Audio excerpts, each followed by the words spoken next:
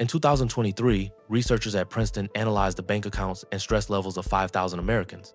They discovered something backwards. People with $30,000 in savings felt more broke than people with $10,000. The reason? Financial stress isn't about how much you have, it's about what your brain has been trained to expect. And today, you're going to discover why feeling financially unstable might actually be the clearest sign that you're doing everything right. This is the financial stability paradox, and understanding it will completely change how you see your money. Welcome to the Wealth Mind, where we decode the psychology behind prosperity. Here's the uncomfortable truth about financial stability. The behaviors that create it feel terrible while you're doing them. Saving feels like deprivation. Investing feels like gambling. Saying no to expenses feels like missing out. Meanwhile, the behaviors that destroy wealth feel amazing. Spending feels like freedom. Debt feels like opportunity. Saying yes to everything feels like living fully. Your brain is wired backwards for money, and the people who build real financial stability, they're the ones who learn to do what feels wrong until their new reality proves it was right. Today, we're exploring 4 psychological paradoxes that separate financially stable people from everyone else. Not tips, not hacks. Deep behavioral patterns that rewire how your brain processes money. Paradox number 1. The people building the most financial stability feel like they're living below their means. Always. Here's the pattern. Researchers at MIT discovered, take 100 people who increased their income by 50% over 5 years. 92 of them increased their spending by 50% or more. Only 8 people kept their lifestyle costs relatively flat. Those 8 people, within 10 years, they had 10 times the net worth of the 92 despite earning similar incomes. This is lifestyle deflation psychology, and it's counterintuitive because it never feels like you're winning. Dr. Thomas Stanley spent 30 years studying millionaires for his book, The Millionaire Next Door. His most surprising finding? 86% of millionaires drive cars worth less than their annual income. Most drive Toyotas and Hondas, not BMWs and Mercedes. But here's the psychological twist. These weren't frugal people who couldn't afford luxury. They were high earners who deliberately chose not to inflate their lifestyle as their income grew. Stanley called this artificial scarcity psychology. They train their brains to feel broke even when they're not, because feeling broke prevents lifestyle inflation. Meet Sarah. Not her real name, but her story is real. 28 years old, software engineer in San Francisco. Salary, $180,000 per year. Her friends with the same salary, living in luxury apartments for $4,000 per month, driving new Teslas with $700 payments, eating out 5 nights per week. Sarah lives with 2 roommates for $1,200 per month, drives a 2012 Honda Civic, meal preps every Sunday. Her friends think she's cheap. Her Instagram shows none of the tech industry glamour everyone expects. But here's what they don't see. After 4 years, Sarah has $320,000 invested. Her friends, most have less than $20,000 in savings and over $40,000 in car loans and credit card debt. Same income, completely different outcomes. The difference? Sarah mastered lifestyle deflation psychology. Here's why this is so hard.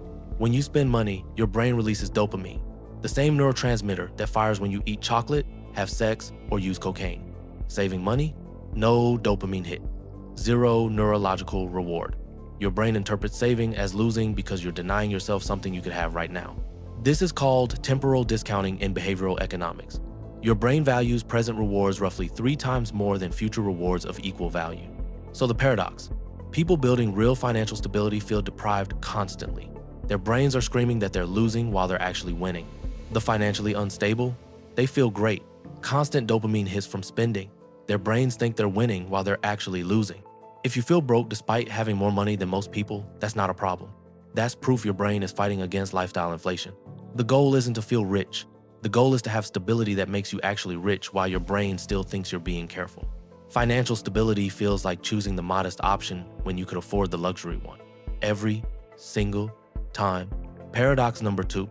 People building financial stability are terrified of normal amounts of debt that society says are fine. Average American. $38,000 in consumer debt feels normal. Car loans, credit cards, maybe a personal loan. Everyone has debt, right? Financially stable person, $3,000 on a credit card triggers genuine anxiety and immediate payoff planning. Society calls this paranoid. Behavioral economics calls it loss aversion optimization. Research from the Federal Reserve shows that 77% of American households carry some form of debt. The average household owes $145,000 including mortgages or $38,000 excluding mortgages. But here's the pattern. Households in the top 20% by net worth carry 70% less consumer debt than median households, despite earning more. Why? Not because they can't qualify for loans. Because debt psychologically terrifies them in ways that don't match the actual interest rate. James, 26, account manager, $75,000 salary. His friends, new cars on 5-year loans, vacation on credit cards, furniture on payment plans. Total, $40,000 to $60,000 in consumer debt. Monthly payments, $1,200 to $1,800. James drives a paid-off Mazda 3, uses credit cards but pays them off completely every month, save for 6 months before buying a couch. His friends tell him he's wasting his youth being too careful with money. They're living now, enjoying life, building credit. Here's what the math shows. James is investing $2,000 per month. His friends are paying $1,500 in debt service plus interest. So they're investing maybe $300 if anything. After 10 years at 10% returns, James has $405,000. His friends have $62,000 if they started investing once debts were paid off. The paradox? James feels poor because he says no constantly. His friends feel rich because they say yes to everything. But James is actually building wealth while they're renting their lifestyle from banks. Nobel Prize winner Daniel Kahneman discovered something called loss aversion. Humans feel losses roughly twice as intensely as equivalent gains. Losing $100 hurts more than gaining $100 feels good. Now apply this to debt. Every dollar you owe is a loss that hasn't resolved. Your brain carries that psychological weight constantly. But here's the twist. Most people adapt to debt. They normalize it. Everyone has car payments. Everyone carries credit card balances. Their brains stop perceiving it as loss because it's so constant. Financially stable people, they never adapt. Every debt dollar triggers that loss aversion response. $30 on a credit card at month end, immediate anxiety and payoff. This seems extreme to normal people, but it's this overreaction to debt that prevents the normalization that traps most people. If you feel anxious about amounts of debt that other people say are fine, that's not financial trauma. That's a properly calibrated loss aversion system. The goal isn't to be comfortable with debt. The goal is to maintain that psychological discomfort that prevents debt from ever becoming normal. Financial stability feels like being weirdly concerned about debt levels that everyone else says are totally fine. Paradox number 3. The more financial stability you build, the less it shows. This violates everything social media teaches us.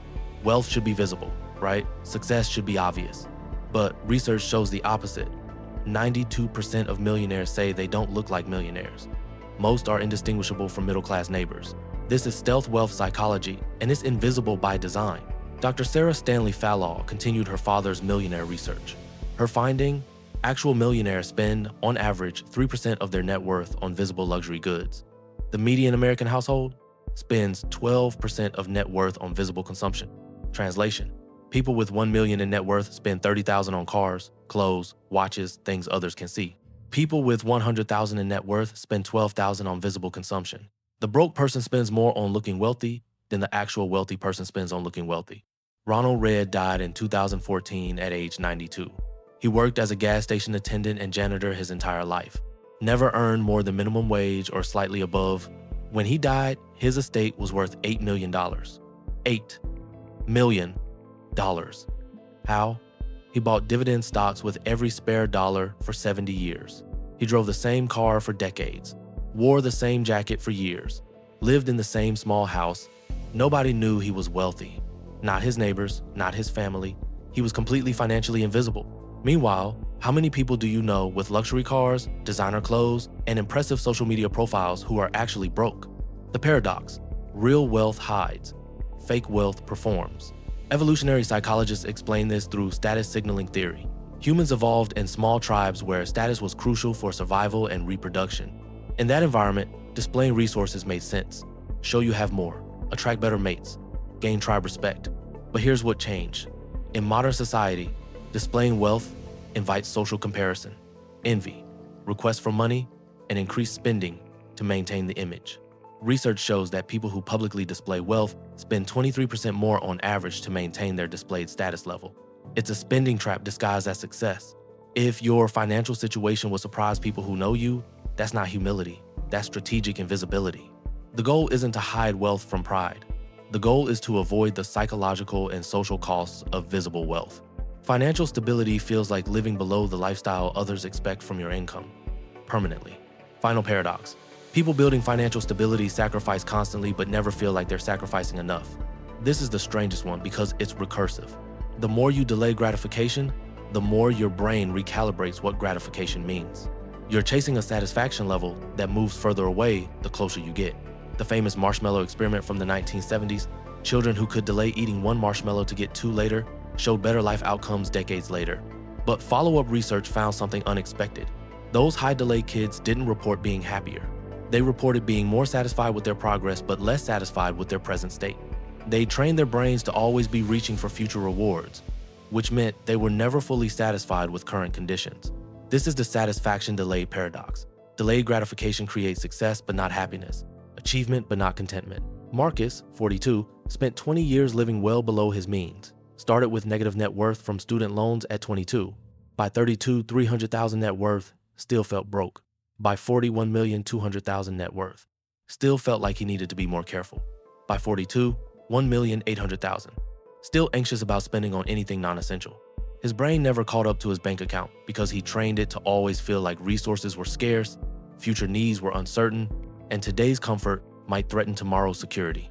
The paradox? His financial discipline created stability but eliminated the psychological reward of feeling stable. Neuroscientists call this hedonic adaptation. Your brain adjusts to new baseline conditions remarkably fast. Make $60,000? You adjust. Now $70,000 feels normal, not abundant. Save $10,000? You adjust. Now you need $20,000 to feel secure. Pay off debt? You adjust. Now any debt feels unbearable. Each achievement resets your brain's baseline, so you're constantly chasing a satisfaction level that stays just out of reach. This is why people with $10 million still feel like they need to be careful with money. Their brains adapted to every milestone and recalibrated enough to mean more than they currently have. If you're financially stable but never feel financially comfortable, that's not personality flaw. That's how delayed gratification rewires your reward system. The goal isn't to ever feel like you've arrived. The goal is to recognize that your uncomfortable relationship with spending is precisely what's creating your actual security. Financial stability feels like permanently postponing the feeling of being financially comfortable. So here's the truth about financial stability. It never feels good while you're building it. Lifestyle deflation feels like deprivation. Debt aversion feels paranoid. Wealth invisibility feels like hiding. Satisfaction delay feels like never winning. But these uncomfortable feelings, they're not signs you're doing it wrong. They're proof you're doing it right. The financially unstable feel great. Constant spending, normalized debt, visible success, immediate gratification. Their brains think they're winning because everything feels good right now. But the financially stable, they feel uncomfortable constantly. Their brains are screaming that something's wrong because they're denying immediate rewards for future security. And that's the paradox. The worse it feels to build financial stability, the more effectively you're actually building it.